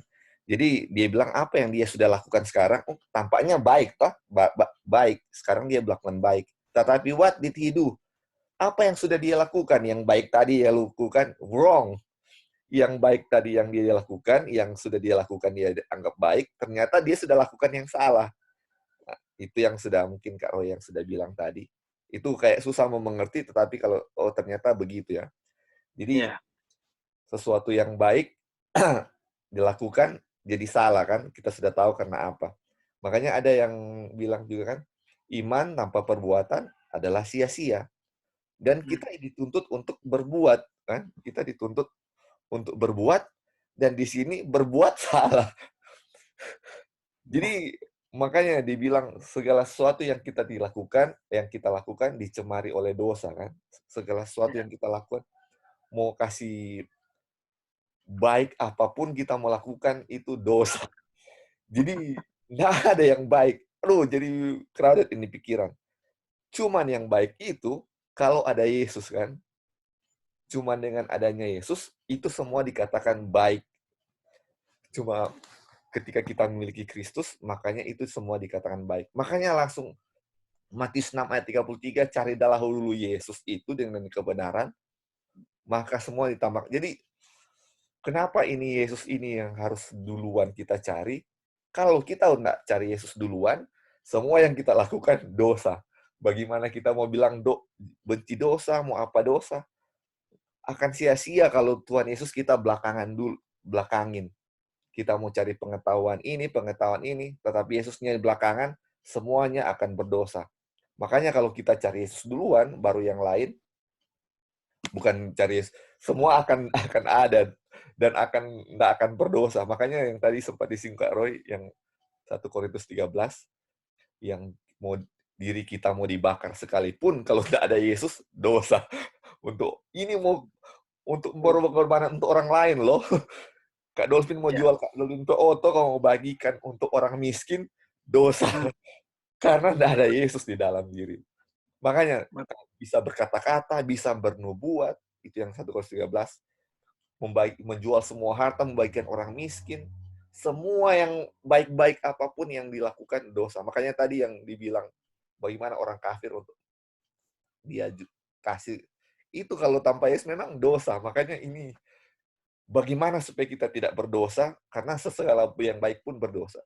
Itu yang tadi dibilang, cari Yesus duluan, memiliki karakter Yesus, itu bukan dosa. Cuma itu tuh bukan dosa, saudara. Cuma itu tuh bukan dosa. Semua dosa. Cuma cari karakter Yesus, itu yang tidak berdosa. Makanya kalau kita mengesampingkan karakter Yesus itu, aduh, dosanya memang berdosa sekali kalau kita seperti itu. Ya, terima kasih, bro. Itu aja. Oke. Thank you, Bro Lali. Jadi jelas ya. Bagaimana? Saudara-saudara yang lain? Kak Early, ada siapa lagi nih? Kakak Gladys. Baru siapa lagi? Ada bagaimana? Sudah mengerti semua? Atau ada pertanyaan lagi? Puji Tuhan. Oh ya. Gitu, ya. Cuma mau tambah sedikit, Bro. Jadi saudara-saudara, ini adalah prinsip yang orang sedang bicarakan. We are not talking that we are there. Orang tidak sedang berkata bahwa atau berbicara bahwa oranglah yang sudah benar. No. Ini adalah prinsip. Prinsipnya tidak ada komunion dengan Kristus. Kristus tidak ada di dalam saya. Apapun yang saya mau lakukan hari ini, itu adalah dosa. Kalaupun saya bisa untuk berkorban bagi orang lain, atau saya bisa ada dorongan untuk jangan berdosa dan saya menang tidak berdusta, itu adalah dosa. Kenapa? Karena saya tidak punya komunion dengan Bapa hari ini. Kenapa? Karena waktu saya bisa lakukan itu dengan benar, saya akan percaya dengan kita punya good deeds. Itu orang sudah baca di Steps to Christ kan? Ya. Orang akan percaya dengan kebaikan perbuatan baik saya. Hasilnya adalah waktu krisis datang, saya akan tidak bisa membohongi bahwa saya akan merasa saya lebih baik dari orang lain. Tapi kalau semua perbuatan baik dan benar itu saya lakukan waktu saya punya komunion dengan Kristus, waktu krisis datang saya orang puji atau apapun krisisnya membuktikan saya sudah salah, sudah berdosa, saya hanya akan diam dan saya tidak akan membela diri, saya akan tetap berada di posisi yang benar. Walaupun nyawa jadi taruhan, saya tidak akan menjadi sombong. Saya hanya akan bilang, semua itu by the grace of God. I'm just a sinner saved by grace. Itu yang akan keluar dari lubuk hati saya. Karena saya lakukan ini jauh daripada yang bisa saya lakukan. Masih banyak yang harusnya saya berikan bagi Kristus. Karena saya lakukan itu untuk Kristus. Petrus saja tidak mau mati dengan kepala di atas. Dia minta pada algojonya, saya harus mati dengan kepala di bawah. Saya tidak layak mati seperti guru saya. Kenapa? Karena dia sudah lihat kebaikan gurunya yang panjang sabar terhadap dia, memberi pengampunan walaupun sudah menyangkal dia. Dan dia lakukan, dia punya good deeds, dia punya pelayanan terbaiknya. Sampai dia mati untuk gospel, itu dia tidak menjadi sombong. Dia tidak menjadi lebih dari orang lain, apalagi bagi gurunya. Dia merasa sangat jauh daripada apa yang harus dia lakukan. Dan itulah buah-buah daripada Kristus ada di dalam saya. Semua yang kita lakukan itu berdasarkan prinsip kasih kepada Kristus dan yang akan ditunjukkan oleh kasih kepada sesama yang tidak dibuat-buat, tapi penuh dengan apa? Dengan kerendahan hati dan sukacita buat Tuhan. Sorry sudah itu lagi ya. Mungkin yang lain mau tambahkan lagi. Iya Kak, jadi tambahkan lagi dikit juga. Jadi dengan ini semakin mengkonfirm ya orang juga untuk betapa pentingnya kita harus belajar kehidupan Yesus. Itu yang dia bilang kan yang lalu, mempelajari kehidupan Yesus sama dengan mempelajari karakternya kan. Jadi semakin, memang penting sekali kita belajar itu ya. Untuk itu, ya terima kasih, cuman itu aja Kak. Ya, puji Tuhan, Brother Roy, thank you. Lali, thank you sudah kasih masukan-masukan. Mungkin ada yang lain lagi mau kasih masukan. Ada Kak Aci. Oh ya, Joy silakan. Iya, jadi saya juga baru lebih mengerti yang tadi Kejadian 3:15, selain Tuhan menaruh kebencian akan kejahatan, ternyata itu yang Tuhan taruh juga kita punya desire untuk ada Tuhan Yesus ya. Desire untuk ada Kristus di dalam kita, Bapa di dalam kita. Saya baru lebih jelas lagi dengan tulisan dari A.T. John. Jadi kalau beritanya, jadi kalau kita punya keinginan ada Tuhan Yesus di dalam kita, ada Bapa di dalam kita, berarti itu kita sudah mulai, Tuhan sudah melakukan pekerjaan yang ada di Kejadian 3:15. Karena selama ini istilahnya dan orang misalnya belajar apalah yang kita belajar. Tetapi kalau tidak ada keinginan, desire untuk ada Tuhan Yesus, karakter Tuhan Yesus, ada Bapa, berarti kita belum ada atau kita belum Kejadian 3:15 itu belum terfulfill di dalam kita kan. Kejadian 3:15 itu the first gospel kan yang Tuhan introduce di Taman Eden dan gitu kan, everlasting gospel. Jadi itulah everlasting gospel yang dimulai Tuhan kasih di Genesis 3:15-16 gitu. Jadi makanya ada kutipan Ellen White bilang, setan itu, ini ya yang kita ingat sekali, bilang setan itu mau melakukan apa saja untuk orang itu nggak tertarik dengan karakter Yesus. Karena Ellen White bilang kalau setan tahu kalau orang sudah mulai tertarik dengan atau tahu sedikit saja karakter Tuhan Yesus, orang itu akan mulai tertarik kepada Tuhan Yesus. Makanya dia akan bikin apa saja untuk kita untuk tidak mau atau tidak ingin akan karakter Tuhan Yesus. Jadi, waktu kita baca itu yang Ellen White bilang kalau kita tahu sedikit saja karakter Yesus sudah mulai tahu, orang itu akan mulai jatuh cinta, orang itu akan mulai tertarik dengan Tuhan Yesus. Nah, jadi Ellen White kasih hal-hal yang membuat kita untuk tidak tertarik akan karakter Tuhan Yesus ya yang kita sudah bahas. Jadi dan memang betul Kak Opin dalam pengalaman sehari-hari pas mulai belajar karakter Tuhan Yesus, memang bandingkan dengan diri ini penuh dengan dosa, membandingkan dengan diri ini kayak setiap kali dengar Tuhan Yesus punya kehidupan, apalagi di Getsemani, mulai dari Getsemani sampai itu, nggak bisa kalau nggak nangis. Memang hati itu hancur, tetapi itulah ya yang membuat kita untuk jatuh cinta sama Tuhan Yesus, jatuh cinta akan karakternya, mau Tuhan Yesus ada di dalam kita, dan itulah yang akan membuat kita itu benci dosa. Itu bukan karena saya harus benci dosa, takut begini, takut begitu, karena memang tidak mau menyakiti akan Tuhan Yesus yang sudah begitu sangat baik untuk kita. Dan disitulah mulai sadar bahwa inilah salah satu pemenuhan dari Kejadian 3 ayat 15 dan 16. Thank you, Kak. Terima kasih, puji Tuhan. Jadi benar ya, itu landasannya kasih, landasannya cinta. Itu yang Tuhan buat. Sehingga segala sesuatu yang terjadi di dunia ini, kita sering bicara itu bukan satu kebetulan. Karena Tuhan melihat, ketika manusia jatuh, ketika ada pemberontakan di surga, apa yang Tuhan buat lakukan?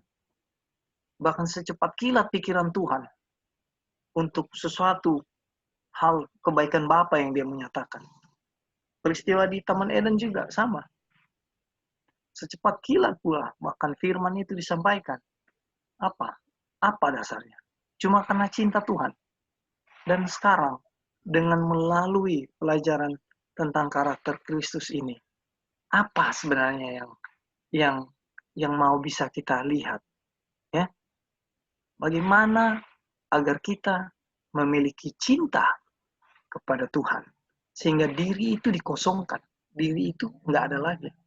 Orang-orang yang dimeteraikan, ya, di midnight nanti, orang-orang yang terima kecurahan Roh Kudus adalah orang-orang yang tidak ada diri lagi, yang tidak pernah memikirkan dirinya lagi, tetapi Bapa yang ada di dalam dia.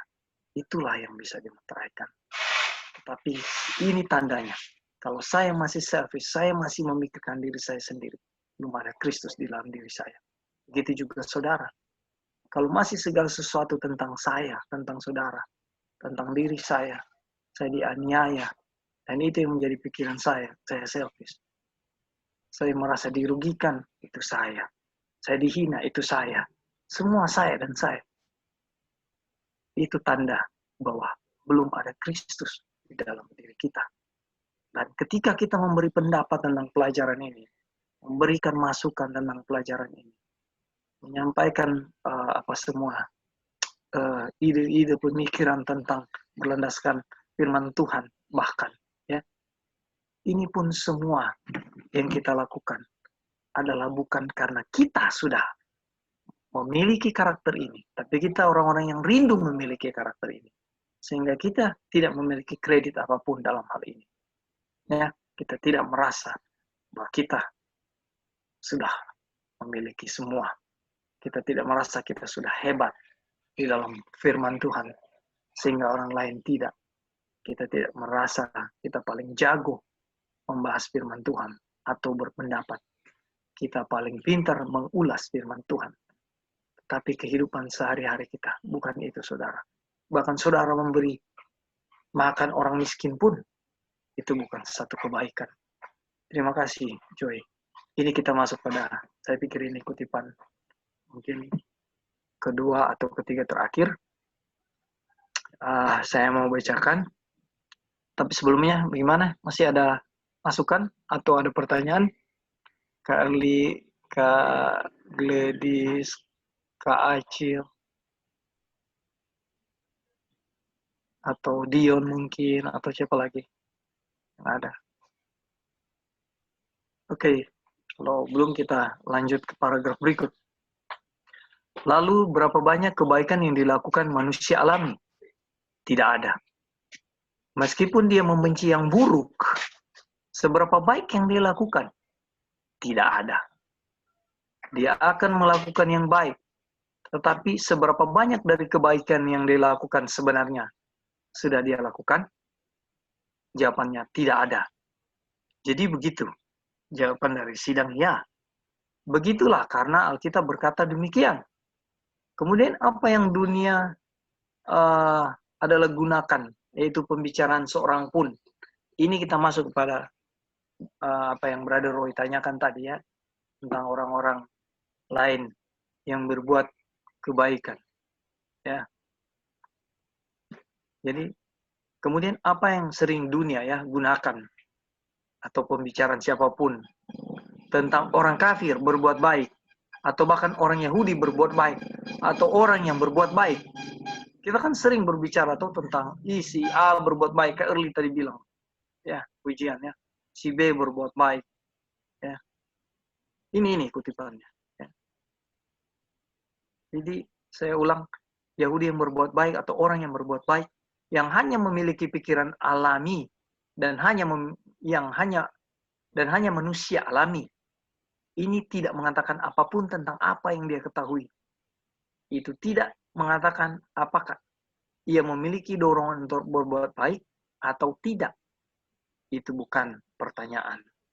Dia punya dorongan sepanjang waktu, bukan? Saudara dan saya punya dorongan untuk berbuat baik, bukan? Sepanjang waktu, setiap saat. Dan dia memiliki pengetahuan yang baik. Saudara dan saya memiliki pengetahuan yang baik bahwa membunuh itu jahat. Membunuh itu salah. Menipu itu salah. Ya. Begitu banyak sehingga dia membenci hal-hal buruk yang dia lakukan. Jadi banyak pengetahuan tentang keburukan yang kita ketahui sehingga kita membenci hal-hal kejahatan. Ya. Nah, sejauh ini bagaimana saudara? Adakah masukan, pendapat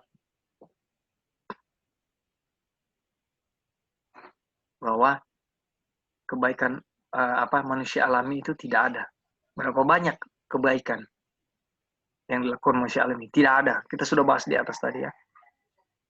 Meskipun kita membenci yang buruk, seberapa baik yang kita lakukan dengan membenci yang buruk itu tidak ada. Wah, saudara, jadi benar-benar dari kita itu tidak ada apa-apanya. Itu bahasa vulgarnya ya. Sekarang pikiran itu, manusia alami, ada seorang pria, ada seorang manusia seperti Anda dan saya, dan setiap orang yang lahir di dunia ini, ia memiliki dorongan hati untuk berbuat baik. Ia memiliki pengetahuan yang baik. Diulang lagi ya di sini. Dia membenci kejahatan. Tapi apa yang dia lakukan? Bukan apa yang dia pikirkan. Bukan apa yang dia tahu. Tetapi apa yang dia lakukan. Dia melakukan kejahatan. Wih, diulang terus ini saudara. Itu bukanlah sebuah pertanyaan tentang apa yang dia tahu. Apakah dia melakukan hal yang selain kejahatan? Tidak. Dia tahu sesuatu yang lain. Dia tahu itu lebih baik, bukan? Sidang berkata, ya Tuhan. Kalau begitu, jangan sampai kita mengabaikan hak kita untuk melakukan yang benar. Janganlah kita memberikan pengetahuan kita yang benar untuk perbuatan benar. Wow. Saudara ada pendapat? Bro. Janganlah, ya silakan. Iya. Jadi di sini dia bilang kecenderungan alami saudara dan saya maupun orang yang tidak belajar kebenaran, yaitu orang bilang orang kafir, itu sama. Nah, orang semua manusia dan kecenderungan kita adalah kejahatan. Dan tanpa pikiran Kristus atau tanpa hadirnya Kristus, walaupun kita tahu berbuat benar, kita tahu berbuat benar atau berbuat baik, tapi bukan itu yang kita akan lakukan. Dan di atas dibilang, walaupun kita berbuat baik juga, tanpa pikiran Kristus, dia kan bahasa daripada E.T. Jones, Christ ini dia bisa gunakan juga tanpa pikiran Kristus, itu sama kan. Ya, jadi seseorang tanpa pikiran Kristus, baik dia itu kafir maupun kita yang sudah belajar, pokoknya tanpa pikiran Kristus, walaupun dia bilang, walaupun saya berbuat baik, di atas tadi dikatakan, tapi saya berbuat jahat. Itu yang dia bilang. Karena artinya sebenarnya adalah bagi orang yang tidak mengenal Kristus atau tidak ada Kristus, walaupun kelihatan dia berbuat baik, itu menurut pandangan penghakiman sebenarnya dia sedang berbuat jahat. Karena apa? Karena dia tidak memiliki kesanggupan atau kemampuan untuk berbuat baik, walaupun dia tahu apa itu perbuatan baik, Tapi tanpa pikiran Kristus atau tanpa ada Kristus di dalam dirinya, tidak bisa dia untuk berbuat baik dengan konteks penghakiman atau di hadapan surga. Di hadapan manusia mungkin kelihatan baik, tapi di hadapan surga tetap itu adalah kejahatan karena nanti akan diungkapkan. Itu mungkin mungkin yang kita mau coba. Terima kasih, Roy. Jadi betul sekali ya. Ini diulang-ulang beberapa kali dari atas ini ya. Nah ini saya mau lanjut di kutipan ini, kutipan terakhir ya. Jadi dikatakan di sini, kalau begitu jangan sampai kita mengabaikan hak kita untuk melakukan yang benar. Janganlah kita memberikan pengetahuan kita yang benar untuk perbuatan benar. Nah, di biru ini yang saya biru ini, pengetahuan tentang kebenaran tidak melakukan yang benar. Ya. Jadi maksudnya begini. Sudah dibahas dari tadi bahwa berdusta itu kita tahu jahat dan kita tahu kita tidak mau melakukan itu. Dan keinginan tidak mau melakukan itu dikatakan itu sebenarnya kejahatan. Nah, dia dibilang sini bahwa pengetahuan tentang kebenaran tidak melakukan yang benar. Kita jangan lakukan itu. Sorry bro, maksudnya pengetahuan untuk tidak berbuat dosa atau untuk tidak berdosa itu belum itu pengetahuan itu bukan kejahatan, tapi untuk melakukannya itu yang enggak sanggup gitu. Jadi artinya betul.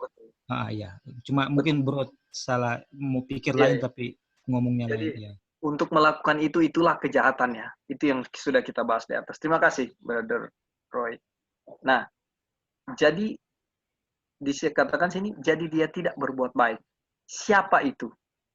Itu adalah Anda dan saya, manusia duniawi. Anda dan saya tanpa Kristus atau tanpa pikiran Kristus. Ini sudah kita bahas dari atas tadi, betul sekali ya. Jadi ketika segala sesuatu yang sudah diungkapkan tadi oleh Brother Roy, Brother Lali, tanpa Kristus ini benar-benar bahwa semua itu adalah pelanggaran dosa, semua itu adalah dosa. Jadi lalu apa? Pertanyaan terakhir ya. Lalu jadi bagaimana saya? Jadi bagaimana saya kalau saya mau melakukan segala sesuatu itu, bahwa saya tahu itu baik dan saya mau melakukan itu adalah satu kejahatan, lalu bagaimana? Itu kan pertanyaannya. Jawabannya adalah bahwa karena itu adalah pikiran setan. Itu adalah alami. Tuhan kita mau lakukan segala sesuatu tanpa Kristus yang Brother Roy baru bilang tadi, sesuai kutipan kita, itulah yang disebut apa? Dosa. Dan kita tidak bisa dibenarkan dengan melakukan itu. Baik, kita sebelum tutup, kita akan masih ada 1 atau 2 pertemuan lagi di chapter 12 ini. Dan sebelum tutup mungkin ada yang mau kasih masukan, mau kasih tanggapan di menit-menit terakhir ini. Iya, mau tambahkan, jadi semua apapun yang kita lakukan, walaupun kebaikan itu, kalau tidak ada pikiran Kristus, itu ya, dia punya inti, itu adalah dosa. Dan kita ingat di Desire of Ages, kutipan-kutip di chapter 1, dibilang bahwa waktu Tuhan Yesus datang ke dunia ini, God's thought itu atau pikiran Tuhan itu made audible, maksudnya itu pikiran Tuhan itu dikasih tahu kepada kita manusia dengan kedatangan Tuhan Yesus ke dunia ini ya. Jadi istilahnya waktu kita belajar Desire of Ages, kita bisa tahu pikiran Tuhan itu seperti apa, karakter Tuhan itu seperti apa. Jadi apapun yang kita lakukan tanpa mengetahui akan karakter Tuhan Yesus atau karakter Bapa itu, jadi kita itulah ya, jadi kita itu masih ada pikiran setan, yaitu kan setan itu selalu meninggikan diri, saya selfish. Tapi kalau pikiran Tuhan Yesus kan yang the mind of Christ itu Filipi 2 ayat 5 itu yang pertama kali Kak Opin bahas itu. Yang dia mengosongkan dirinya, ya kan. Jadi selalu di chapter 1 itu pun Ellen White sudah dibilang bahwa Tuhan itu merendahkan diri, turun, jadi mengosongkan dirinya. Nah, itu adalah karakter Tuhan Yesus. Nah, istilahnya kalaupun ada perbuatan baik atau ada apapun yang kita lakukan, tapi kalau kita mengambil kredit untuk diri kita sendiri, itu sudah sama dengan pikiran setan atau pikiran manusiawi yang mana dirinya sendiri yang lakukan. Tetapi kalau perbuatan baik dan ada pikiran Tuhan Yesus di dalam diri kita atau ada Yesus dalam diri kita, selalu itu ya, selalu tidak ada kredit untuk diri kita, selalu yang bilang bahwa itu yang lakukan adalah Tuhan di dalam kita, bukan kita. Nah, waktu kita melakukan perbuatan baik, terus sudah mulai bilang saya, itu perbuatan baik, tetapi pikiran setan atau pikiran saya yang ada di dalam saya. Nah, itulah dosa. Seperti itu ya. Thank you, Kak Opin. Puji Tuhan, Joy. Terima kasih untuk pernyataan sekaligus itu kesimpulan juga ya. Masih ada yang mau kasih tanggapan? Halo, iya, aduh. Ini penting sekali pelajaran ini. Kita terang ingat ya, telah nanti orang mungkin akan baca sama-sama nanti di Share of Ages, the Passover visit, kunjungan Paskah, orang akan baca situ. Di situ dikatakan bahwa orang tidak perlu mengambil keputusan untuk berada di pihak si jahat dengan mengabaikan hubungan dengan Kristus. Itu yang akan menghasilkan pikiran Kristus tidak ada di dalam kita. Jadi dengan mengabaikan komunion dengan Kristus, maka kita akan berada di pihak si jahat dan tidak bisa mengendalikan atau menyadari kita sedang digunakan si jahat. Jadi ajakan buat kita, buat saya, keluarga, dan orang semua adalah betapa orang sangat perlu sekali untuk bergantung kepada Kristus, untuk selalu memiliki komunion dengan Dia, untuk selalu mengawali setiap hari, malam, dan setiap hal yang orang mau lakukan. Orang punya doa pribadi dengan Tuhan, dan juga jangan lupa berterima kasih atas apa yang sudah terjadi, yang Tuhan izinkan terjadi, baik itu good or not good di hadapan kita. Orang selalu berterima kasih sama Tuhan, dan supaya orang punya pikiran Kristus boleh selalu ada di dalam kita. Karena tanpa pikiran Kristus, maka kecenderungan alami yang akan keluar, yaitu yang adalah kecenderungan pikiran setan. Ini puji Tuhan untuk pelajaran ini, dan ini teguran juga bagi saya pribadi adalah kita walaupun sudah tahu prinsipnya, tapi kalau masih lalai untuk menjalin hubungan dengan Yesus, maka kecenderungan alami saya yang akan keluar, dan saya tidak merasa lebih baik, lebih dari yang lain. Justru ini menegur saya bahwa saya sendiri masih sebenarnya belum menghidupkan sepenuhnya untuk selalu membina hubungan dengan Kristus. Karena ketika saya nyatakan ini menegur saya dalam hal prinsip adalah pengetahuan, tapi praktek kalau tidak dilakukan, dia bilang itu sia-sia, hanya akan dosa yang akan kita lakukan, saya lakukan. Dari saya, puji Tuhan, terima kasih untuk berada dengan teman-teman. Baik, Brother Roy, terima kasih untuk masukannya. Ini saudara-saudara rahasianya. Ketika kita mempelajari, ini adalah step-step, langkah-langkah di mana agar kita bisa melihat siapa Tuhan kita. Dan di mana mata kita akan tertuju kepada kebenaran Tuhan itu selalu. Di mana kita akan tertuju kepada Kristus. Itu statement by beholding we become changed, itu menjadi satu hal yang sedang kita pelajari ini. Dengan kita lihat terus Tuhan Yesus, lihat terus firman-Nya. bahkan pikiran kita dituntun. Ya. Pikiran kita dituntun untuk berada pada prinsip-prinsip ini. Ya. Sehingga dengan pertolongan Tuhan, kita akan memiliki hal yang seperti ini, saudara. Jangan aja pernah saudara merasa lebih. Jangan pernah saya merasa saya lebih. Jangan pernah saudara atau saya merasa atau bahkan berpikir saya sudah melakukan sesuatu. Atau bahkan jangan pernah saudara dan saya berpikir saya memiliki sesuatu. Ya.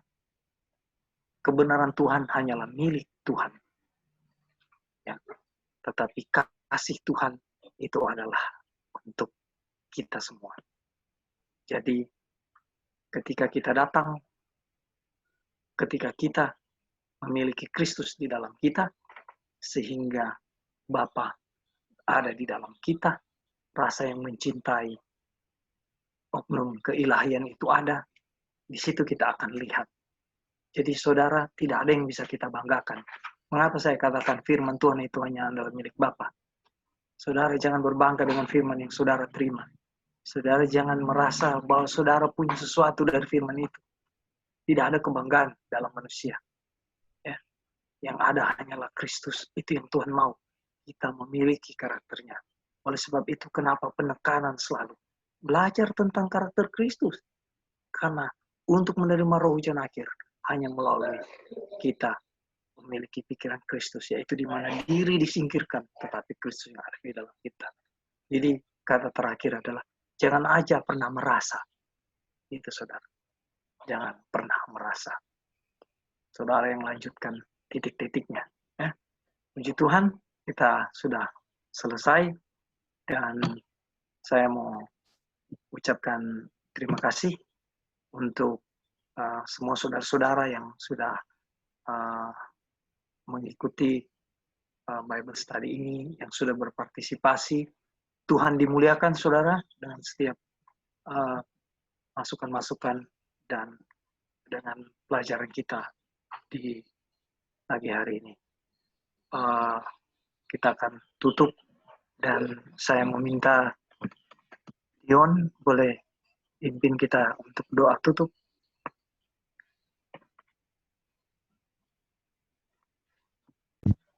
Kita Uncle?